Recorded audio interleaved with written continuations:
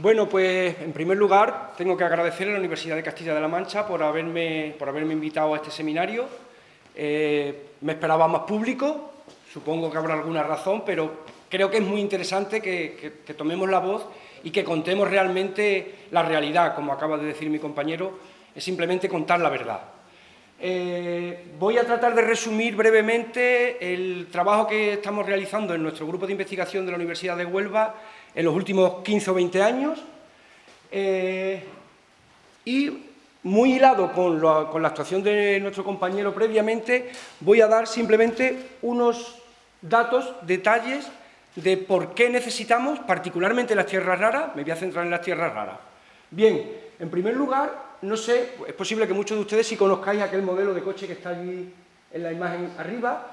Es un Renault 7, es un coche muy antiguo, es un coche que se fabricó exclusivamente en España entre 1974 y 1982.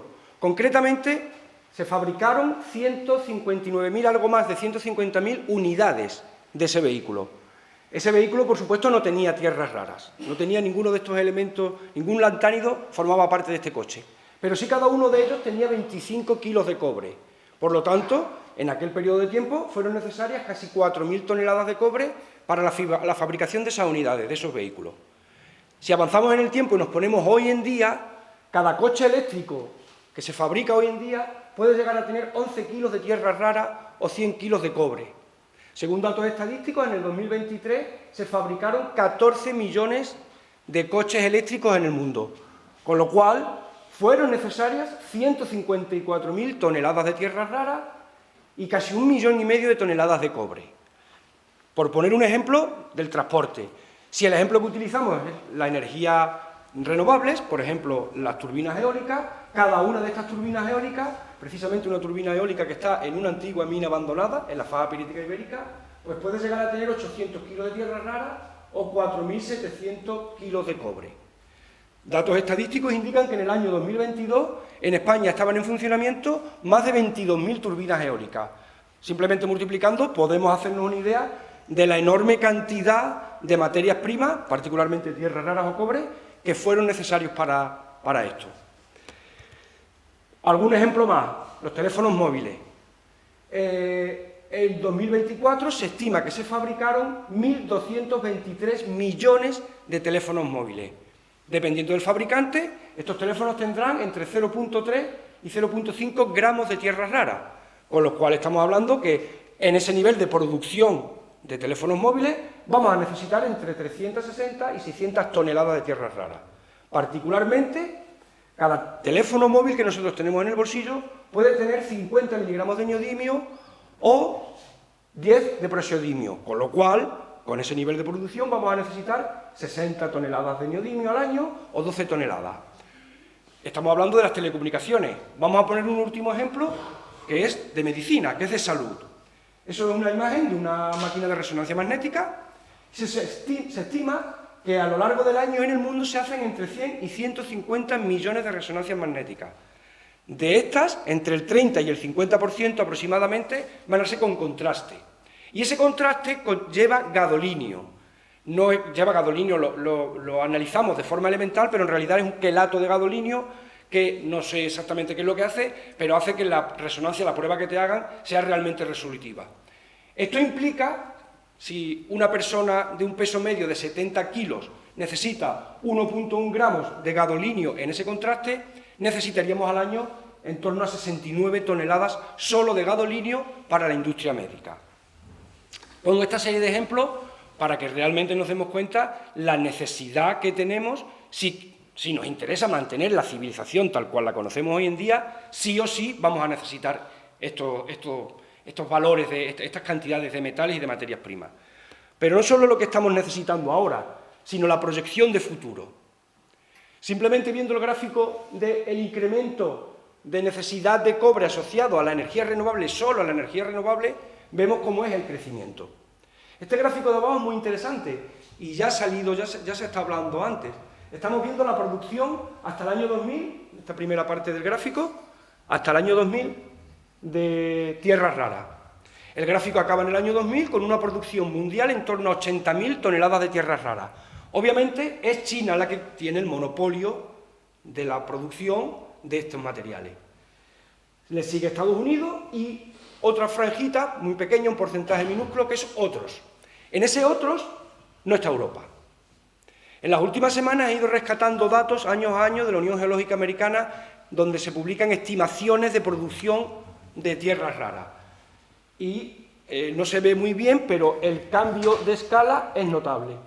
Aquí estaríamos en torno a las 80.000 toneladas y el gráfico acaba en 400.000 toneladas, que es la producción estimada de tierras raras en el año 2024. De nuevo, este color verde corresponde a China, el color más rojito a Estados Unidos y el amarillo a otros. Y en ese otros sigue sin estar Europa. De ahí que la Unión Europea, con mayor o menor acierto, disponga que las tierras raras son la materia prima con mayor riesgo de suministro actualmente en la Unión Europea. Nos hacemos una idea, por lo tanto, la necesidad que tenemos, obvia, de todas las materias primas, como perfectamente nos ha comentado César. Me voy a centrar especialmente en las tierras raras y os voy a comentar una potencialidad, una posibilidad de acumulación de tierras raras, de generación de un potencial recurso de tierras raras, pero que en este caso es mediante la depuración de un problema crónico de contaminación que tenemos concretamente en la provincia de Huelva, asociado a la minería histórica, a la minería de la revolución industrial, que hace que el río Tinto y el río Diel sean probablemente los ríos más contaminados del mundo. La idea es, aceptando ese grado de contaminación que tienen estos ríos, cambiar el chip y no pensar en un problema de contaminación, sino en una continua, constante pérdida de recursos. Y es lo que os voy a contar ahora. Bien, este hombre de ahí, Stephen, no veo el apellido, es profesor de Historia Moderna en Estados Unidos y publica en este portal de divulgación un artículo en el que habla que el drenaje ácido es un problema ambiental global que pasa desapercibido. De hecho, ya en el 2017, las Naciones Unidas sitúan el problema del drenaje ácido de minas como la segunda crisis ambiental más importante después del calentamiento global. Y concretamente en Estados Unidos ya se han cuantificado 22.000 kilómetros de cursos fluviales afectados por este tipo de contaminación. Realmente nos enfrentamos a un problema severo. Y la idea, repito, es intentar de aprovechar este problema que hemos heredado. Y para eso tenemos que hablar de la faja pirítica ibérica. La faja pirítica ibérica es una región relativamente pequeña, pero donde se concentran la concentración de mayores yacimientos de sulfuros masivos del mundo.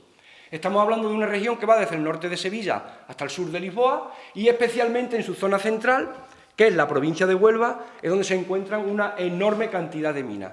Estamos hablando de una minería prehistórica. Ya en el tercer milenio antes de Cristo había actividad minera en la provincia de Huelva. Los romanos tuvieron una actividad minera industrial con la producción de millones, con la explotación de millones de toneladas de sulfuro y, por supuesto, hoy en día sigue en plena actividad. Hay un periodo de tiempo, finales de los 90 hasta 2010-2015, en la que no hay absolutamente ningún tipo de actividad minera, pero vuelve a resurgir y con fuerza la actividad minera en Huelva, fundamentalmente por cobre. Hablamos de unas reservas originales superiores a 1.900 millones de toneladas de sulfuros masivas. Estamos hablando de más de 80 minas abandonadas, en total situación de abandono. Es lo que definimos como orphan sites. Es un sitio cuyo responsable a priori no lo podemos buscar. No podemos buscar al emperador romano que abrió las minas, que hoy en día siguen generando contaminación. No podemos pedirle explicaciones a compañías mineras que estuvieron explotando entre 1850 y 1900. Por lo tanto, la responsabilidad última de un posible plan de restauración recaería en todos nosotros, en la administración pública, sea la andaluza, sea la española, sea la europea, sea el esfuerzo de todos, pero esa sería la responsabilidad última. Eso es lo que se conoce como orphan site. En definitiva, estamos hablando de que solo en la provincia de Huelva tenemos más de 200 millones de metros cúbicos de todo tipo de residuos. ¿Qué ocurre con esto? La pirita, un mineral, el sulfuro de hierro más abundante con diferencia, es un mineral muy estable bajo las condiciones del subsuelo. Cuando ese mineral entra en contacto con la atmósfera, con oxígeno atmosférico y con agua, se desestabiliza por completo. liberando grandes cantidades de hierro ferroso, sulfato y acidez al medio. Ese hierro ferroso teóricamente, tiene la capacidad de oxidarse a hierro férrico. Sin embargo, este proceso en condiciones ácidas, ya que estamos en un ambiente muy ácido, es muy lento y a priori este proceso no ocurriría. Pero aquí entran en juego unos organismos extremófilos, bacterias ferrooxidantes, que llevan cientos de miles de años asociadas a estos procesos cuando son naturales y han evolucionado y catalizan y aceleran este proceso enormemente. Y aquí es donde realmente empieza el problema crónico de generación de aguas ácidas en ambientes de sulfuros masivos, en minería metálica. Y es que este hierro férrico, una vez oxidado por la actividad de las bacterias, puede generar otro mineral, un sólido, un hidróxido de hierro, que en principio se eliminaría del agua. ¿Qué ocurre? Que en condiciones muy ácidas este proceso se inhibe y la formación del hidróxido de hierro es muy lento, de forma que comienza la oxidación indirecta de la pirita por presencia de hierro férrico. Este proceso se retroalimenta y es absolutamente imparable. Y hay datos evidentes que durante miles de años este proceso va a estar en activo en minería de sulfuros. En minería de carbón, con la proporción de pirita que tiene el carbón, en cientos de años el problema se puede autodesaparecer. Se consume esa pirita y el problema desaparece. Sin embargo, en la minería de sulfuros masivos, concretamente en la de la faja pirítica ibérica, esto va a durar miles de años. Tenemos residuos romanos que hoy en día siguen generando aguas ácidas. Resultado, tenemos identificados cientos de vertidos, más caudalosos, menos caudalosos, con valores de pH extremos próximos a 0, con valores de pH hasta 4, con todo tipo de colores de agua, con todo tipo de concentraciones metálicas. Básicamente describimos este agua como una matriz de ácido sulfúrico en el cual puedo encontrar la tabla periódica al completo. Y la digo al completo porque lo que no detectamos es oro y plata y platinoides, pero porque la técnica no me lo permite, pero están ahí. Concentraciones muy bajas, concentraciones de PPT, pero están ahí. Y de aquí es de donde viene lo que os voy a contar a continuación. En realidad, todo esto lo que provoca es el río Tinto, el río Diel, con su contaminación estacional, periodos del año extraordinariamente contaminados, periodos del año menos contaminados cuando llueve, si es que llueve, porque aquí hay que meter también en la ecuación el cambio climático, los cambios de los regímenes de precipitaciones que estamos sufriendo, sobre todo en un clima mediterráneo seco como el que tenemos en Huelva, y podemos resumir la cuenca del río Diel y la cuenca del río Tinto con este gráfico, donde tenemos una zona de cabecera, donde todos los cursos fluviales van a tener más de 1000 miligramos litros de hierro disuelto, más de 400 de aluminio, más de 30 de cobre. Podríamos seguir así y recorrer prácticamente la tabla periódica al completo. Además, hay otro tipo de problemas asociados, y es que la provincia de Huelva es muy rica en recursos hídricos. Sin embargo, estos recursos hídricos no tienen utilidad. Y además se está construyendo una presa, la presa de Alcolea, en estos momentos está parada, pero esa presa de Alcolea, en principio, debería de alimentar todo el polo industrial de Huelva. Huelva tiene una refinería de petróleo, Huelva tiene una central térmica, tiene una fundición de cobre, etcétera, etcétera. Tiene energía de biomasa y toda esa industria, evidentemente, necesita mucha agua.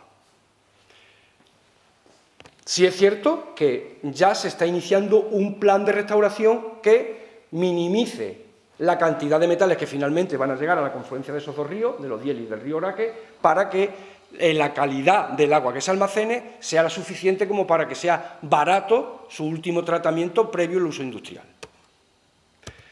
Y en este sentido, una posible solución a este problema, una de ellas ya existe. Cualquier mina en actividad hoy en día va a tener una planta de tratamiento activo, es una planta industrial convencional, que simplemente 24 horas al día de consumo energético, 24 horas al día dosificación de materiales reactivos, operarios, mantenimiento, y tú alcanzas el nivel de calidad del agua en función de lo que te diga la autoridad. Te dicen el límite de vertido es tal y tú lo consigues, es fácil hacerlo. Sin embargo, económicamente sería inviable aplicar estos tratamientos activos a un caso tan concreto de minería abandonada de la faja pirítica ibérica. No se podría sostener económicamente el tratamiento mediante tecnología activa para este tipo de agua. Además, los caudales son tan bajos La mayoría de los caudales son tan bajos y tan extraordinariamente concentrados que incluso técnicamente estamos en el límite. De ahí vienen los tratamientos pasivos, que en teoría no consumen energía, en teoría no, para que sean pasivos no consumen energía eléctrica, no necesitan una dosificación continua de reactivos y el mantenimiento es infrecuente. Básicamente estamos hablando que tú montas la instalación, dejas que funcione X tiempo, 1 año, 2 años, 5 años, el tiempo que dure en función del grado de contaminación del agua. Tenemos que tener claro que no es una competencia entre tratamiento activo y tratamiento pasivo. Una mina en pleno funcionamiento que mueva mucha agua va a tener que tener una planta de tratamiento activo sí o sí. Para determinados casos de minería abandonada, donde los caudales y el grado de contaminación sea aceptable, podremos aplicar alguno de los tratamientos pasivos. Los tratamientos pasivos también son ideales en el proyecto de clausura de una mina a futuro. Nosotros en la Universidad de Huelva hemos desarrollado el sustrato alcalino disperso. Esto hace ya 20 años que se inició. Hay 4 tesis doctorales detrás de esta tecnología. Y básicamente, si nos imaginamos un agua con estas características, típica agua de drenaje ácido de mina asociado a minería metálica en sulfuros, pues ese agua cuando fluya por una matriz inerte con un material reactivo alcalino que eleve el pH, el reactivo, el tamaño del reactivo, la proporción entre el material inerte y el reactivo, que simplemente va a permitir el paso del agua, va a forzar la subida del pH y me va a generar una serie de niveles de precipitación de metales. Esto es una cuestión realmente mineralógica, es un trabajo del geólogo, del mineralogista, que entiende el origen del problema, desestabilización de minerales cuyos componentes van a acabar en el agua, y la posible solución es forzar la estabilización de nuevos minerales, de forma que esos contaminantes que estaban en el agua, de nuevo se van a convertir en un sólido. El resultado de este agua sería un agua de este estilo, pH 6, en función de los pHs mínima solubilidad de los metales, habrá metales que se queden aquí y otros que no. Si tenemos grandes metales divalentes que necesitan pH muy altos, podemos sustituir el carbonato cálcico, por ejemplo, por óxido de magnesia, con lo cual forzaremos la precipitación de carbonato de zinc, de carbonato magnésico, y tendremos un agua finalmente alcalina, rica en sulfato, con un pH elevado. De hecho, tiene tan poco carbonato este agua que el simple contacto con la atmósfera capta CO2 y se equilibra a pH neutro. Pongo 2 ejemplos, pero hemos testado residuos de acería, residuos de la combustión de biomasa, cualquier material residual alcalino es una posible materia prima para este tipo de tratamiento. Planta de Mina Esperanza, una mina abandonada, estuvo en funcionamiento entre 1900 y 1932, explotando cobre. Cuando se abandona esa mina, los niveles freáticos vuelven a su estado natural y por la galería principal comienza un vertido. Ese vertido está desde 1932 activo y ahí testamos por primera vez a escala real esta tecnología. Para que os hagáis una idea, este primer reactor tiene 20 metros de largo, 12 metros de ancho, dividido en 2 vasos, y 4 metros de profundo. Ahí es donde está la mezcla reactiva de carbonato cálcico y trocitos de madera, no es nada complejo, pero con una proporción y con un tamaño ideal, exclusivo, estudiado en laboratorio esa proporción y ese tamaño para las características del agua de entrada, que son estas de aquí.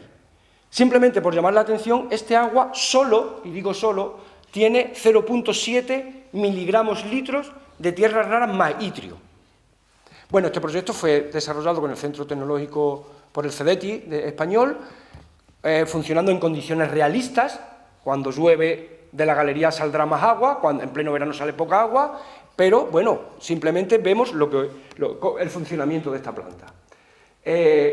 Resultado, creo recordar, de unos 800 y pico de días de funcionamiento ininterrumpido, casi 3 años, podemos ver cómo, asociado a la disolución del material reactivo y la subida de pH, tenemos la práctica total retención de hierro, de aluminio, de cobre y de tierras raras, que es por lo que estamos aquí ahora.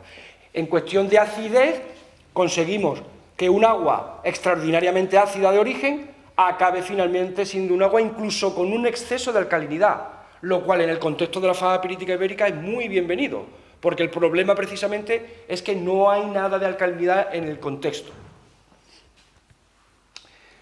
Una segunda planta de tratamiento que está en pleno funcionamiento hoy en día, construida en el año 2016, que todavía no tenemos la explicación de por qué sigue funcionando, fue financiada por la Unión Europea mediante un proyecto LIFE, básicamente es lo mismo, y vuelvo a recordar que en este caso son dos vertidos lo que trata la planta de tratamiento, el vertido de una corta minera abandonada y un vertido de una escombrera, y si nos fijamos, las concentraciones de tierras raras son 1,2 miligramos litro, el vertido de la corta, o 0,5 el de la escombrera. Nuevamente, de un agua muy ácida, conseguimos un agua netamente alcalina.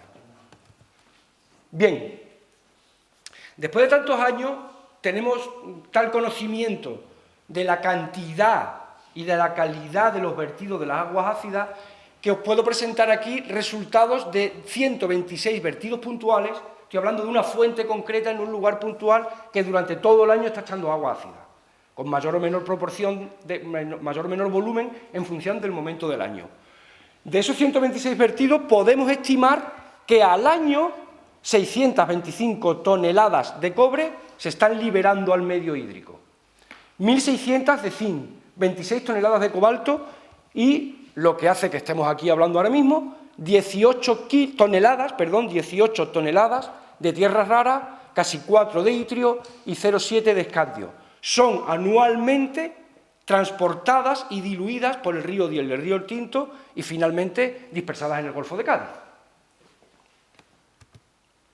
Bien, 878 días de funcionamiento de la planta de Mina Esperanza, a razón de 0,8 litros por segundo de caudal tratado, volumen total de 56.000 metros cúbicos de este tipo de agua ácida tratada por esa planta, y recuerdo que el agua original tiene 0,7 miligramos litros de tierra rara. Pues en estos 878 días, en los diferentes reactores del tratamiento, tenemos 17 toneladas de hierro, 23 de sulfato, 5 de aluminio, 800 kilos de cobre y 40 kilos de tierras raras. Vuelvo a poner este gráfico porque estos resultados de ese periodo de tiempo, tratando este agua y acumulando 40 kilos de tierras raras, estamos hablando de una mina cuya concentración de tierras raras está por debajo del percentil 25 de la media de la faja pirítica ibérica. Y ha acumulado 40 kilos.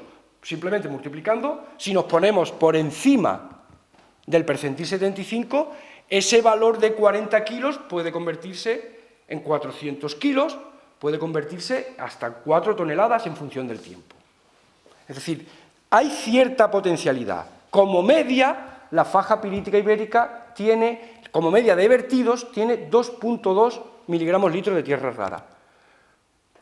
¿Por qué nos ponemos a trabajar en esto? Pues todo es gracias a NOAC, en el año 2014, que publica un review de la distribución de tierras raras en las aguas del planeta. Un review bastante importante, estamos hablando de más de 1.000 muestras de ríos, de lagos, de océanos, de aguas subterráneas, etc. Y concluye, una de las principales conclusiones es que de media las concentraciones de las aguas del planeta son inferiores a 0,0 microgramos litro, es decir, muy poco. Cuando nosotros comparamos estos datos con las aguas ácidas de la faja pirítica ibérica, nuestra sorpresa fue enorme, porque nosotros llegamos a tener vertidos con 10 miligramos litro. Por lo tanto, si tenemos una fuente acuosa muy rica en tierras raras y tenemos una tecnología que lo acumula, pues libre soñar. Vamos a ver si hay una potencialidad en esto. En este mapa, en lugar de poner contaminación de cobre, de hierro, pues lo que pongo es concentración de tierras raras. Y hay vertidos, como este, por ejemplo, de Mina Poderosa, que es la siguiente planta a construir con el plan de restauración de la que está fomentando la Junta de Andalucía, tiene una media de 13 miligramos litros de tierras raras, lo cual implicaría la acumulación de 900 kilos al año en el reactor del tratamiento DAS. ¿Qué ocurre dentro de ese tratamiento DAS? Pues en realidad lo que ocurre es lo mismo que ocurre en los ríos de la provincia de Huelva. Este que viene por el frente es el río Diel, poco contaminado, y aquí por la derecha le está entrando el río Tintillo. El río Tintillo se llama Tintillo en honor al tinto, pero es de la cuenca del río Diel. Cuando esas dos aguas se mezclan, un agua alcalina a pH alto con un agua extraordinariamente ácida a pH muy bajo, luchan entre sí. Y ocurre una serie de procesos hidroquímicos bastante complejos, pero que podemos resumir. Y es que, en primer lugar, se comienza a formar un mineral que se llama schwermanita. Es un oxihidroxisulfato de hierro que da este color anaranjado. Ese mineral tampona el pH de la solución, de forma que mientras que en el agua haya hierro 3, el pH se va a mantener quieto y va a precipitar este mineral, hasta que ya no quede nada de hierro 3 en solución. Entonces el pH subirá hasta pH en torno a 4.5. Y aquí viene lo interesante. A pH 4.5 el sistema nuevamente queda tamponado. Y mientras que haya aluminio en solución, el pH se mantiene ahí. Y se me está formando otro mineral que se llama basaluminita, que es un oxihidroxisulfato de aluminio. Y aquí viene lo interesante. No sabemos exactamente cómo, pero junto con ese mineral tenemos una coprecipitación total asociada de cobre y de tierra rara. Lo mismo que ocurre en el río, ocurre en el perfil en profundidad del reactor, porque lo único que hacemos en el reactor es subir el pH escalonadamente, igual que cuando se mezclan las aguas. También nos preguntamos cómo es posible que haya tantas tierras raras en este agua. Eso ya lo hemos contestado en una tesis que se leyó el año pasado, de mi alumno Rafael León, donde, claro, ante la sorpresa de cómo hay tantísimas tierras raras en este agua, pues vamos a intentar ver de dónde vienen. Y no vienen de lo que se extrae, no vienen de los sulfuros. Nos hemos dado cuenta que en las rocas encajantes de los yacimientos de la faja pirítica ibérica, rocas volcánicas, riolitas, dacitas, rocas vulcanosedimentarias, o sea, el retrabajo, la sedimentación de esas rocas originales, incluso en las propias pizarras, como mineral accesorio hay mucho apatito, que es este cristal que está aquí. Es un mineral accesorio, es decir, la proporción no es muy elevada. Pero da la casualidad que esos apatitos suelen tener en muy alta proporción unos anillos, unos minerales, mayor o menor tamaño, que es fosfato de tierra rara. No hemos conseguido todavía analizarlo con tanto detalle como para ponerle nombre, pero probablemente sean monacitas, cenotimas, no lo tenemos muy claro. Pero la observación importante es que rocas por las que ha fluido el agua, ese mineral se ha disuelto selectivamente y nos quedan unos pequeños restitos de ese fosfato de tierra rara. Por lo tanto, el enorme volumen de rocas donde encajan los yacimientos, que por sí solos no tienen la concentración suficiente como para ser explotados, el propio proceso de contaminación es el que me los está liberando. Esto es un heap leaching a escala de cuenca. De hecho, cuando entramos dentro del primer reactor, que os mostraba antes, tenemos un primer nivel muy rico en hierro, que además tiene la capacidad de retener arsénico, cromo, antimonio, molibdeno, y un segundo nivel, que es el rico en aluminio, que es especialmente rico en cobre y en tierra rara. Si miramos estas tierras, este residuo, a priori es un residuo del proceso de tratamiento, y comparamos el contenido en tierras raras que tiene con lo que hoy en día se evalúa en el mundo como potenciales fuentes futuras de tierras raras, los lodos de los fondos oceánicos, por ejemplo, un tipo de depósito que ya sí se están explotando en China, que son ion absorption type, o incluso antiguas minas de carbón, vemos que la concentración de tierras raras, del residuo de aluminio que genera el tratamiento de este tipo de agua, pues tienen rangos similares. Por lo tanto, hay cierta potencialidad simplemente por esto. Pero es que además, si nos fijamos, de forma arbitraria las tierras raras las podemos dividir en ligeras, en medias o en pesadas.